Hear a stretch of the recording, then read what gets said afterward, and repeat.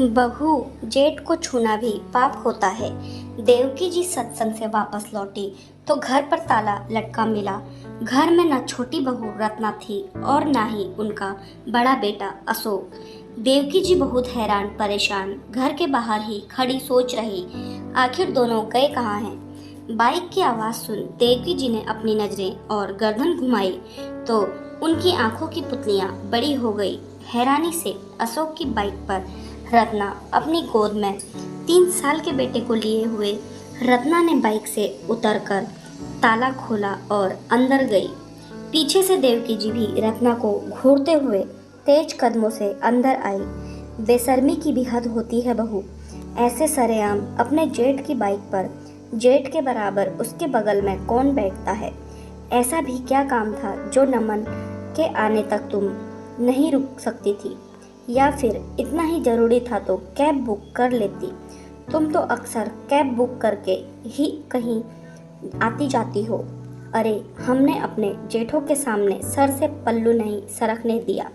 जेठ के सामने हमेशा जमीन पर ही बैठे हैं, ना कि उनके बराबर आसन लिया हो और न ही उन्हें कभी छुआ। अरे छूते कैसे, जेठ को छूना भी पाप होता है।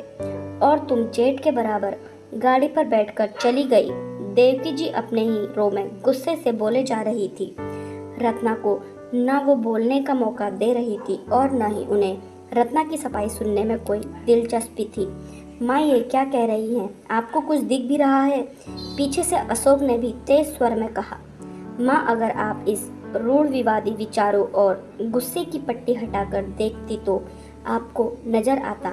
देखिए, हमारे कृष्णा के सर पर पट्टी बंधी है। हम कृष्णा को हॉस्पिटल ले गए थे माँ। कृष्णा सीढ़ियों से गिर गया था। उसके सर में गहरी चोट लगी थी। उसे तत्काल में हॉस्पिटल पहुंचाना जरूरी था। और जब मैं घर में था तो किसी कैब का इंतजार क्यों करना, और क्यों नहीं बैठ सकती रत्ना मेरे बाइक पर।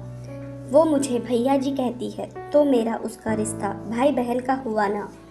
मैं नीरा को भी तो बाइक पर बैठाकर कहीं भी ले जा सकता हूँ, तो रत्ना को क्यों नहीं।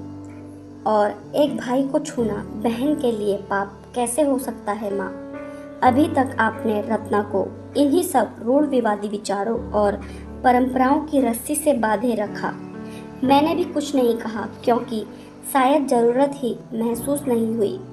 लेकिन आज मैं चुप नहीं रहूँगा माँ। आप ही बताइए, पहले इन रूढ़ विवादी विचारों को महत्व देना जरूरी था या कृष्णा का इलाज कराना जरूरी था? अशोक की बात सुन देवकी जी से कुछ बोलते नहीं बन रहा था। उन्हें भी अपनी गलती का एहसास हो चुका था। उन्होंने कृष्णा को देखा और लपक कर उसे गोद में उठा लिया। उन्होंने रत्ना को देखा और बोली, बहू माफ़ कर दे मुझे। जिन रूढ़िवादी विचारों से मैं जीवन भर बंधी रही, उसी में आगे की पीढ़ी को भी बांधे रखना चाहती थी। रत्ना की आंखों से अश्रुधार बह रही थी और रत्ना आगे बढ़कर देवकी के गले से लिपट गई। अगर आपको हमारी कहानी पसंद आए तो चैनल को लाइक शेयर सब्सक्राइब करना ना भूलें। धन्यवाद।